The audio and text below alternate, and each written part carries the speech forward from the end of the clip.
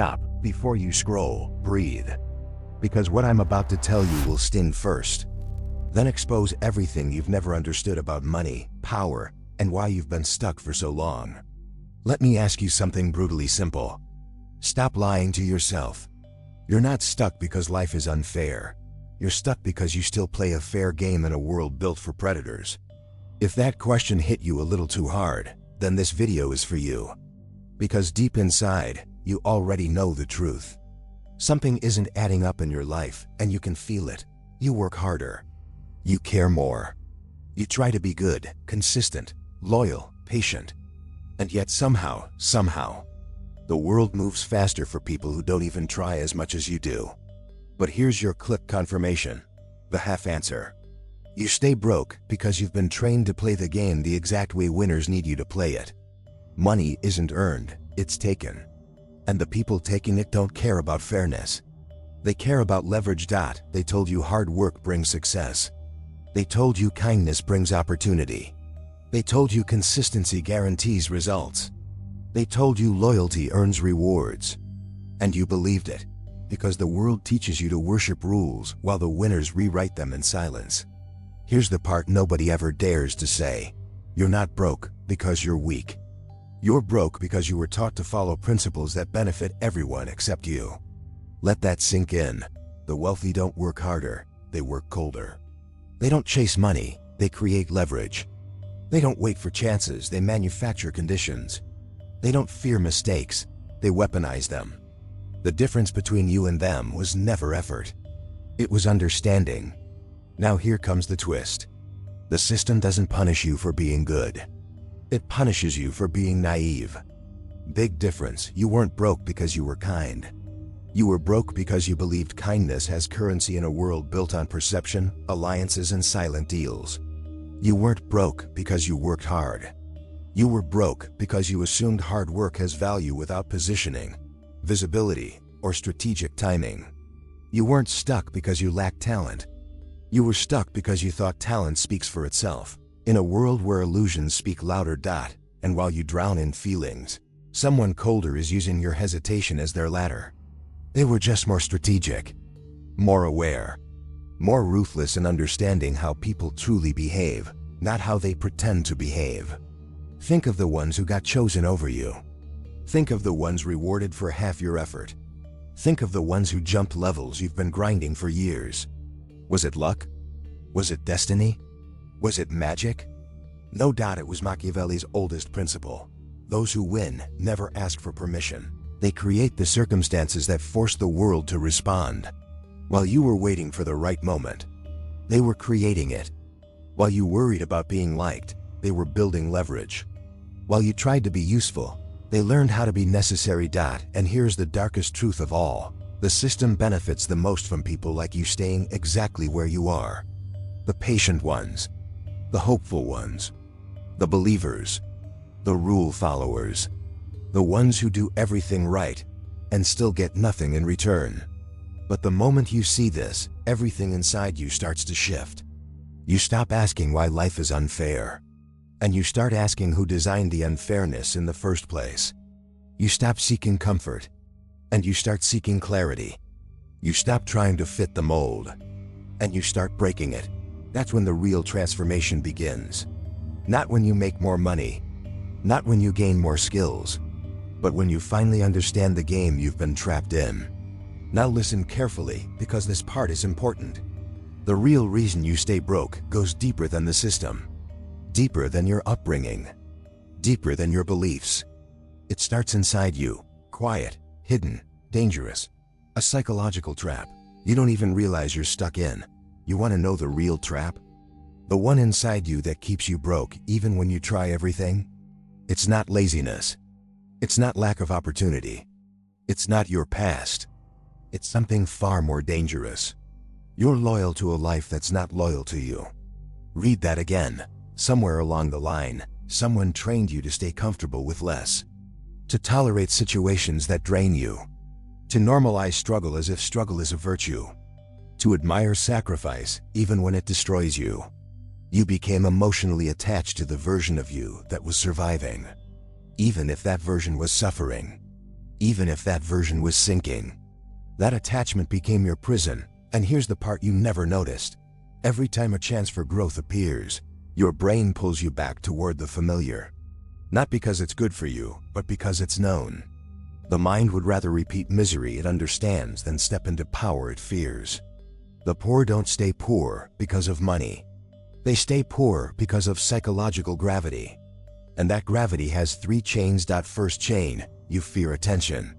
You were taught to stay humble, keep your head down, and not make noise. Meanwhile, the world rewards visibility, not invisibility. You can be talented in the dark forever, and no one will care. Because no one can reward what they can't see. Second chain, you fear disapproval. Your whole life, you've been programmed to avoid making others uncomfortable. You shrink yourself in conversations. You lower your prices to be accepted. You over-explain so no one gets offended. You think being agreeable keeps you safe. But agreeable people rarely rise, they get used. Third chain, you fear changing identity. Becoming wealthy isn't a financial upgrade, it's a personality upgrade. A behavioral upgrade. An identity upgrade. And identity changes require death. The death of old habits. The death of old beliefs. The death of the version of you that settled for less, but you've been carrying that old version like a ghost on your back. Every time you try to climb, it pulls you down. Every time you try to rise, it whispers doubts. Every time you try to change, it reminds you who you used to be, not who you could become. That's why you feel stuck. Because you have one foot on the gas and the other on the brake. And the people who get rich? They learn to cut ties with their old self before the world tried to chain them to it. They learn to evolve faster than their fears. They learn that discomfort is currency. And the ones who avoid discomfort stay broke by design. Now let me tell you something most people will never understand. Money isn't earned. Money is attracted. And it's attracted to identity. If you see yourself as someone who tries, you will always try. If you see yourself as someone who hopes, you will always hope. If you see yourself as someone who wants success, you will always chase it, never hold it. But when you see yourself as someone who creates results, the world responds differently. Opportunities appear. People treat you differently. Doors open that were invisible before. That shift starts internally, long before the numbers show up. But here comes the twist. The reason you haven't made that shift yet isn't because you're weak. It's because someone conditioned you to believe that ambition makes you selfish. That wanting more makes you greedy. That questioning authority makes you rebellious. That putting yourself first makes you a bad person. They conditioned you to feel guilty for wanting the life they secretly wish they had. And the cruelest part? The people who shamed you for wanting more were the same ones who would have admired you if you had it. That's the psychological trap. You're living inside other people's expectations and wondering why you can't breathe. But something is changing inside you right now. You feel it. That little spark. That little shift. That little voice that says, "Why not me? Why not now? What am I still afraid of?" That voice is the beginning of your rise. That voice is the fracture in the chains you've carried for years. That voice is your future calling you by name.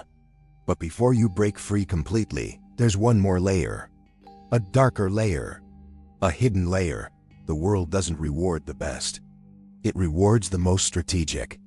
And the wealthy operate with psychological weapons you've never even realized. They're using tools, tactics, mechanisms, invisible moves that shift power without anyone noticing. You want to know why the wealthy rise even when they're not the smartest, the strongest, or the most deserving? It's because they use psychological weapons everyone else is too polite, too emotional, or too blind to use. They play the game beneath the surface while everyone else fights on the surface. And that is why they win. Here's the first weapon they use: controlled perception. They don't show all their cards. They don't expose their weaknesses. They don't reveal their plans. They understand that the moment people can predict you, they can control you. Machiavelli warned, the moment they can predict you, they can control you. And the moment they control you, you stop being a person. You become a resource. So the wealthy do the opposite. They stay unpredictable, strategic, calculated. They make their moves in silence and then appear suddenly, as if success just happened. And the world claps, clueless that the moves were planned months before anyone noticed. Meanwhile, you explain everything you're doing. You seek validation before you act. You ask for opinions from people who aren't even qualified to judge your path. You make decisions emotionally, while they make them mathematically. Now here's the second psychological weapon: resource shifting. The rich don't use their own time for everything. They don't drain themselves doing tasks that don't move the needle. They delegate, they outsource. They protect their energy like kings protecting territory. But you've been taught that doing everything yourself is responsible. You burn your time trying to save money, while the wealthy spend money to save time and then use that time to multiply money. That is how they lap you without running faster. Here's the third weapon: strategic alliances. You think you need to prove yourself alone. That's a trap. Lone wolves survive, but they don't conquer. The wealthy build alliances with people who open doors, remove obstacles, and amplify their reach. They don't make friends, they make power networks. They don't bond emotionally, they bond strategically. Every connection serves a purpose. Every conversation has intent. Every relationship is either a bridge or a warning sign. Meanwhile, you maintain relationships out of guilt, obligation, fear of judgment, and emotional attachment. Your circle drains you. Their circle sustains them. Now comes the fourth weapon, and this one is brutal: selective morality. The wealthy don't follow rules that limit their growth. They follow principles that protect their advantage. They are ethical, but not naive. Good, but never gullible. Kind, but only when it benefits both sides. They understand that morality without strategy is self-destruction. That being too nice is a liability. That being too humble is camouflage for weakness. So they practice controlled morality, not blind goodness. You were trained to believe that fairness leads to reward. But fairness only works in systems built on fairness. And we are not living in that world. And here is the fifth psychological weapon: emotional detachment. While you take everything personally, the wealthy separate feelings from decisions. They don't get offended. They don't get jealous. They don't react impulsively. They don't crumble when someone disrespects them. They don't waste energy proving their worth. They make decisions based on outcome, not emotion. You tie your worth to how people treat you. They tie their worth to results. You fight battles that don't matter. They walk away from battles that don't bring profit. You burn energy on explanations. They burn energy on execution. And let me tell you the part that stings. Most people never rise because they cling to emotions that the wealthy learned to let go of years ago. But before you think this is unfair, listen closely. Every weapon the wealthy use, you can use too. Every principle they apply, you can apply too. Every psychological edge they possess, you already have the potential for. Your only enemy is the belief that you're not allowed to operate the same way. Because society shames you for thinking strategically. Society criticizes ambition. Society punishes confidence. Society hates those who refuse to stay predictable. And that's why you've been stuck. Not because you lack talent. Not because you lack intelligence. But because you were never taught the invisible game happening behind everything you see. But now that you see it, truly see it, you can feel something shifting inside you. A new awareness, a new identity forming. A new version of you waking up. But we're not done yet. Because the biggest psychological weapon the wealthy use isn't perception, isn't alliances, isn't detachment. It's something far more subtle and far more dangerous. A weapon that keeps them rising while the rest of the world fights. Shadows. You start noticing something disturbing. The people who demanded your goodness the most were the ones who valued it the least. They weren't attracted to your kindness, they were addicted to your compliance. And once you stopped feeding that addiction, they didn't just distance themselves, they turned against you. That's when the truth hits with a fatal clarity. Goodness without boundaries doesn't make you loved. It makes you replaceable. And replaceable people are disposable. The world never wanted your purity. It wanted your predictability. Being the good one was the leash they wrapped around your neck, and you wore it proudly because you thought it meant moral superiority. But in a strategic world, Predictability is weakness. Predictable people are easy to guilt, easy to corner, easy to emotionally blackmail. So they trained you to be endlessly forgiving while they remained endlessly selfish.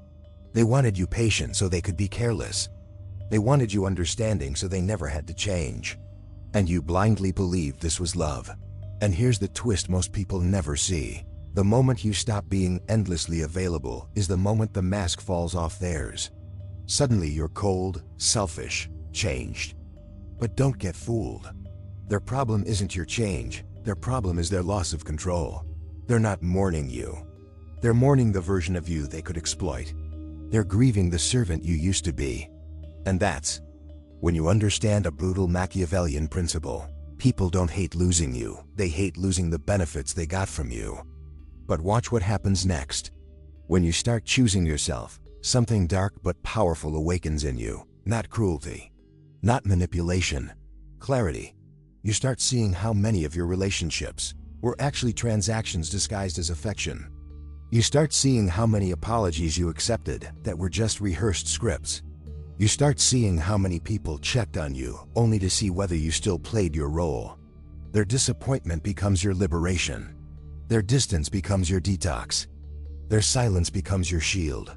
And the deeper you go, the more you realize this is not about becoming heartless. It's about becoming untouchable. You don't lose your kindness. You weaponize it. You stop giving it freely like air and start giving it selectively like gold. You stop offering it to people who drain you and start offering it to people who earn it.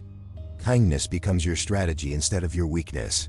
And in a world built on power, kindness backed by strength is terrifying. But here's the part no one warns you about. Transformation is lonely. When you stop being the nice one, you lose the crowd that only loved you because you were convenient. You step into a quiet, unfamiliar world where very few can follow. This is the valley every strong person must cross. The valley where you meet your real self for the first time. You confront every lie you believed about goodness, loyalty, patience, and love. You confront the version of you that begged for validation. And you bury that version one decision at a time. And yet, this valley is where everything changes. This is where your voice strengthens, your vision sharpens, your backbone forms. This is where you realize that isolation isn't punishment, it's purification. And once you cross this valley, you don't return as the good one. You return as the dangerous one, the one who can be kind without being used, generous without being drained, loyal without being controlled. You return untouchable. And this is where the world starts reacting differently to you. Because once you stop bending, people suddenly start watching. They sense the shift. They feel the fracture in the old version of you. And even if they don't say it, they know you're no longer predictable. You're no longer the soft space they can collapse into whenever life punishes them. You're no longer their emotional safety net. You're something else entirely now. Something they're not sure how to control. At first, they'll test you. They'll try old tricks, expecting the old behavior. A guilt message, a dramatic silence, a familiar plea wrapped in emotional nostalgia. But this time, none of it hits. You respond differently. Calm, sharp, precise. You say no without trembling. You set limits without apologizing. You don't try to soften your voice or cushion your truth. And that's when the dynamic flips. They realize the leash they once held has turned to ash in their hands. This new version of you doesn't chase, doesn't beg, doesn't explain your value to people committed to misunderstanding it. Instead, you stand still and let the truth do its work. The people who were only in your life for what they could take fade. The ones who relied on your emotional labor vanish. The ones who thought you'd always be there finally feel the consequence of their assumptions. Your absence teaches more than your presence ever did. And while all this is happening, something deeper shifts inside you. You start to enjoy the quiet. You start to enjoy the emotional distance. It's peaceful, almost sacred. You don't feel the urge to rescue people from problems they created. You don't feel the urge to over-explain your boundaries. You don't feel responsible for fixing chaos that isn't yours. It's the first time in your life where your energy belongs to you, your time belongs to you, your mind belongs to you. And that ownership is intoxicating. But here's the Machiavellian twist. when you finally stop running after people. They start running after you. Not because you've changed into something cruel, but because you've become something rare. Someone who cannot be manipulated through guilt. Someone who cannot be emotionally hijacked. Someone who sees through intentions instead of words. Strength creates gravity, and gravity pulls. That's why people who once dismissed you now orbit you. That's why people who never valued you now study you. Your detachment becomes their obsession. And yet, you don't use this power recklessly. That's the difference. You're not becoming what hurt you, you're becoming what protects you. You use your clarity to choose better people. You use your boundaries to shape better environments. You use your intuition to avoid silent traps you once walked into blindly. You're not colder, you're sharper. You're not harder, you're wiser. Your heart didn't die. It evolved. And slowly, you stop feeling like you're rebuilding yourself. You start feeling like you're unveiling yourself. The real version. The stronger version. The version that was buried under years of people-pleasing, emotional bargaining, and self-betrayal. You start seeing your life not as something to survive, but something to shape. And that's the moment you become dangerous. Because a person who knows their worth can walk away from anything. A person who trusts their judgment fears no loss. A person who stands alone cannot be controlled. But the story doesn't end here. Because once you transform, the world doesn't just react, it shifts. And what happens next is the part most people never expect. But here's where the real twist unfolds. Because transformation isn't the end of your journey. It's the beginning of a new battlefield. Once you step into your power, the world around you doesn't simply adjust to you. It recalibrates itself against you or around you. People who depended on your weakness now feel threatened by your strength. People who benefited from your confusion now feel exposed by your clarity. And people who once dismissed your voice suddenly feel uncomfortable when they hear its steadiness. You don't even have to fight them. Your evolution fights them for you. Some will try to pull you back into the old version of yourself because that version served them. They'll act nostalgic. They'll play innocent. They'll pretend they miss the real you, when in truth, they miss the version they could control. But you don't fall for it anymore. You don't mistake attachment for loyalty. You don't confuse history with compatibility. You've outgrown relationships that never grew with you. You've outlived expectations that were built on your silence. You've broken patterns that were never meant to continue. And deep down, they know it. And that's when the world reveals its second rule. Once you stop accepting crumbs, people realize they have nothing left to offer. The ones who relied on your softness panic. The ones who used your insecurities scramble. The ones who fed on your guilt shrink. Some will walk away quietly. Others will cause chaos hoping to trigger you back into old habits. But none of it works. Not this time. You see through every emotional trick. You recognize every manipulation blueprint. You're no longer playing the game from inside the maze. You're watching the maze from above. But amidst all the noise, a strange thing happens. New people begin to notice you. Not because you're loud, but because your silence carries weight. Not because you're trying to be seen, but because you move with intention. You attract individuals who aren't intimidated by strength, but inspired by it. Individuals who don't need you weakened to feel powerful. People whose presence feels like alignment, not obligation. They don't drain you, they match you. They don't take advantage, they contribute. These are the people you were meant to meet after you stopped apologizing for your standards. And then something even more powerful awakens. You begin trusting yourself. Not in a motivational cliché way, but in a deep, visceral sense. You trust your instincts faster. You trust your boundaries without guilt.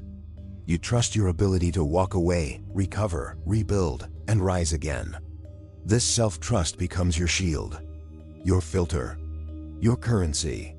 It makes you untouchable in ways that are invisible to the untrained eye. People can sense it in your tone, in your decisions, in your refusal to negotiate with disrespect. Your energy no longer leaks, it compounds. This is the moment where your life stops being something that happens to you and becomes something shaped by you. You no longer move in reaction. You move in strategy. You think 3 consequences ahead. You speak with purpose instead of emotion. You choose with intention instead of fear. This is how Machiavelli described the rare individual who crosses the threshold. The person who isn't ruled by the world, but rules their place in it. Not through cruelty, but through clarity. Not through domination, but through discipline. And that's why success begins opening to you in ways it never could before. Opportunities don't just appear, you recognize them. Money doesn't just flow, you stop blocking it with self-sacrifice. Connections don't just form, you choose them based on alignment, not loneliness. You stop wasting time on people who drain you. You stop investing energy in battles that don't evolve you. You stop chasing approval that was never yours to earn. Your focus sharpens. Your habits strengthen. And quietly, without announcing it to anyone, you begin to win. But the real victory isn't wealth. It isn't relationships. It isn't admiration. The real victory is sovereignty, the ability to stand in any room, any conflict, any loss, any challenge without abandoning yourself. That is rare. That is dangerous. That is freedom. And when you finally reach this point, something incredible happens. The world that once exhausted you now excites you. The people who once drained you no longer access you. The fears that once haunted you no longer guide you. You've become the version of yourself you always needed. Unapologetic, self-led, sharp, grounded, unshakable. And the irony? This version of you was always there, waiting for the moment you got tired of betraying yourself for the comfort of others. This is the turning point. This is the new beginning. This is where your power stops being potential. And once you belong to yourself, the world no longer sees you as prey. It starts fearing you as a rival.